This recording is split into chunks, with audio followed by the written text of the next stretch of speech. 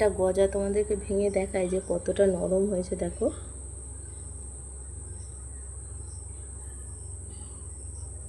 ভিতর অবধি কত সুন্দরভাবে রস ঢুকেছে।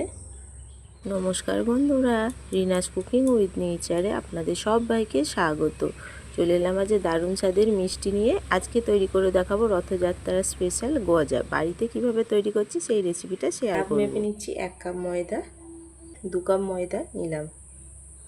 ময়দার মধ্যে দেব অল্প একটু কালো জিরে। আর গজা তৈরির ক্ষেত্রে কালো জিরেটা আমরা ব্যবহার করে থাকি।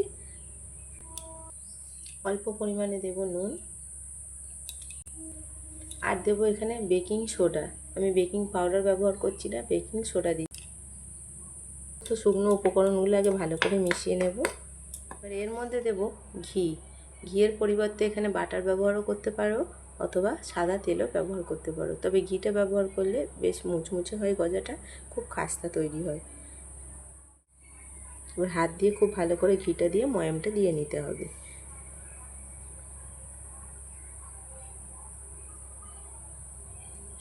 ময়ামটা যত ভালো করে দেওয়া হবে গজাগুলো কিন্তু ততটাই মুচমুচে বা খাস্তা তৈরি হবে। অল্প অল্প করে জল দিয়ে একটা শক্ত ডো তৈরি করে নেব।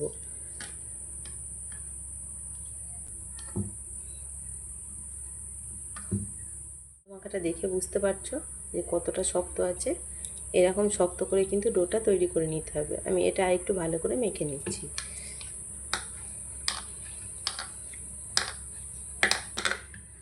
ময়দাটা মেখে নিয়েছি। ময়দাটা 10 থেকে 15 মিনিটের জন্য রেস্টে রেখে দেব। এইদিকে চিনির শিরাটা তৈরি করে নেব। চিনির শিরার জন্য আমি এখানে 1.5 কাপ মতো নিলাম চিনি। 2 কাপ ময়দার জন্য আমি এখানে 1.5 কাপ চিনি নিচ্ছি, আর এখানে 1 কাপ দিচ্ছি জল। খুব ভালো করে চিনিটা জলের সঙ্গে মিশিয়ে নেব, দিয়ে একটা পাতলা শিরা তৈরি করে নেব। খুব বেশি ঘন শিরার প্রয়োজন নেই, একটু চটচটে ভাব হলেই হবে।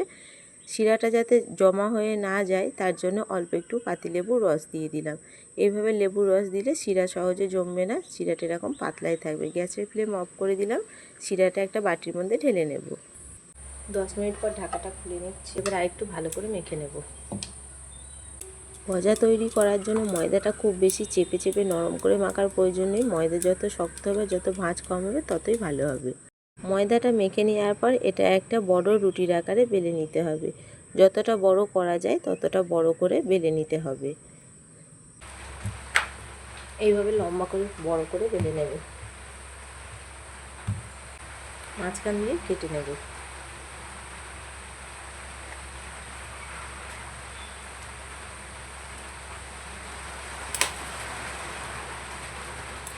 একটা টুকরো নিলাম।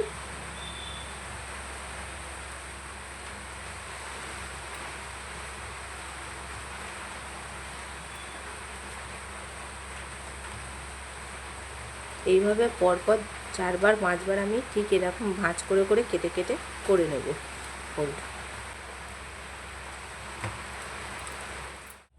4-5 বার ভাঁজ করে নেওয়ার পর এবার একটা বড় লম্বা করে রুটির মতো করে বেলে নিয়েছি। এটাকে এবার আমি পিস পিস করে কেটে নেব। প্রথমে এখানে মাঝখান দিয়ে লম্বা করে কেটে নিচ্ছি, তারপর এটা আড়াআড়িভাবে কেটে নেব। গজা তো খুব বেশি বড় করব না, একটু ছোট সাইজের করব, তাই আমি এইরকম একটু ছোট ছোট টুকরো করে কেটে নেব। প্রথমে আড়াআড়িভাবে এইভাবে কেটে নিলাম। আর তোমাদের লেয়ারগুলো একটু দেখিয়ে দিই। দেখো কত সুন্দরভাবে লেয়ারগুলো এখনই বোঝা যাচ্ছে। এইভাবে কিন্তু ভাঁজ করে করে গজাগুলো তৈরি করলে লেয়ারগুলো খুব সুন্দর তৈরি হয়। দেখো এখনই কতটা সুন্দর লাগছে দেখতে। এগুলো বেশ বড় আছে, আমি এগুলো মাঝখান দিয়ে কেটে আর একটু ছোট করে নিচ্ছি। এরকম ছোট ছোট টুকরো করে কেটে নেব। তোমরা তোমাদের পছন্দ মতো যেমন বড় রাখবে, বড় বা ছোট তৈরি করে নিতে পারো। আবারও লেয়ারগুলো তোমাদের দেখিয়ে দিচ্ছি কেটে নেওয়ার পর কতটা সুন্দরভাবে লেয়ারগুলো বোঝা যাচ্ছে। দেখো সমস্তগুলো কাটা হয়ে গেছে। তার মধ্যে তেল বসিয়ে দিয়েছিলাম। তেলটা একদমই খুব বেশি গরম করার প্রয়োজন নেই, একদম হালকা, যাতে আঙুল ডুবিয়ে রাখতে পারবে সেরকম গরম করে নিতে হবে। এক এক করে গজাগুলো সমস্ত ছেড়ে দিচ্ছি। তেলের মধ্যে দেখো হালকা এই যে বুজবুজ বুজবুজ করে কাটছে। তেল খুব কিন্তু গরম করিনি, একদম হালকা গরম অবস্থাতেই কিন্তু তেলের মধ্যে এগুলো ছেড়ে দিয়েছি। এইভাবেই কিন্তু একদম লো ফ্লেমে গজাগুলো ভেজে নিতে হবে। প্রথমে গজাগুলো তেলে দিয়ে দিয়েছি। তেলে এগুলো যতক্ষণ না ভেসে উঠছে ততক্ষণ কিন্তু এগুলো এইখান থেকে নাড়াচাড়া করা যাবে না। আস্তে আস্তে এই দেখো তেল থেকে ভেসে উঠছে, আর আস্তে আস্তে কতটা ফুলে উঠেছে দেখো।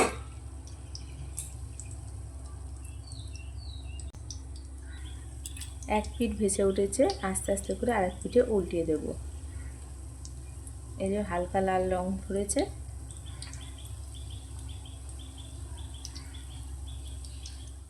উল্টিয়ে দিয়েছি।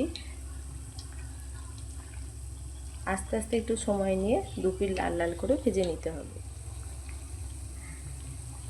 দেখেই বুঝতে পারছো যে কতটা ফুলে উঠেছে, আর ভাঁজগুলো কত সুন্দরভাবে বোঝা যাচ্ছে দেখো লেয়ারগুলো। গজাগুলো দেখো বেশ লাল লাল করে ভেজে নিয়েছি, আর দেখলেই বুঝতে পারবে যে কতটা সুন্দর এই যে ভাঁজ মুখগুলো ছেড়ে গেছে। নিয়েছি গজাগুলো এরকম লালচে করে ভেজে নিতে হবে। এগুলো ভাজা হয়ে গেছে, আমি এবার তুলে নিচ্ছি।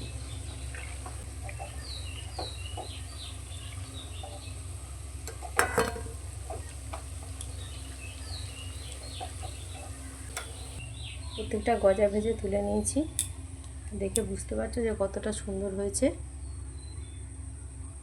এগুলো ভাজা হতে থাক। যে চিনি শিরাটা রেখেছিলাম, চিনি শিরাটা ঠান্ডা হয়ে গেছে, হালকা গরম আছে। এর মধ্যে গজাগুলো দিয়ে দেব। গজাগুলো দিয়ে চিনি শিরার মধ্যে বেশিক্ষণ রাখবো না, মিনিট 2-3 সময় রেখে দিলেই হয়ে যাবে। গজাগুলো এবার চিনি শিরা থেকে আমি তুলে নিচ্ছি।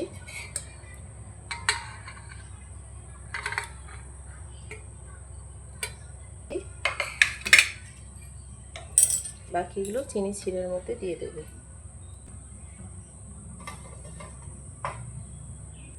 গজাগুলো চিনি শিরা থেকে তুলে নেওয়ার পর গজাগুলো একটু ঠান্ডা করে নেব।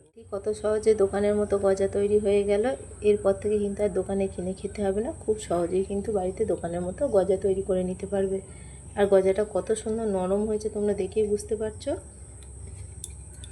প্রত্যেকটা গজায় এমন নরম তুলতুলে হবে, ভিতরে হবে নরম তুলতুলে আর বাইরে হবে খাস্তা মুচমুচে। দেখেছো ভিতরে রসটা দেখলেই বুঝতে পারছো যে কত সুন্দরভাবে রস ঢুকেছে। তাহলে আজকে গজার রেসিপিটা তোমাদের কেমন লাগলো কমেন্ট করে জানাবে। ভালো লাগলে লাইক কমেন্ট শেয়ার করে দেবে। আর আমার চ্যানেলে নতুন বন্ধু হয়ে থাকলে চ্যানেলটা সাবস্ক্রাইব করার অনুরোধ রইল। পাশে থাকা বেল আইকনটা অবশ্যই প্রেস করে দেবে। আমার চ্যানেলে নিত্য নতুন ভিডিও আপলোড করলে ভিডিও নোটিফিকেশন সবার আগে তোমাদের কাছে পৌঁছে যাবে।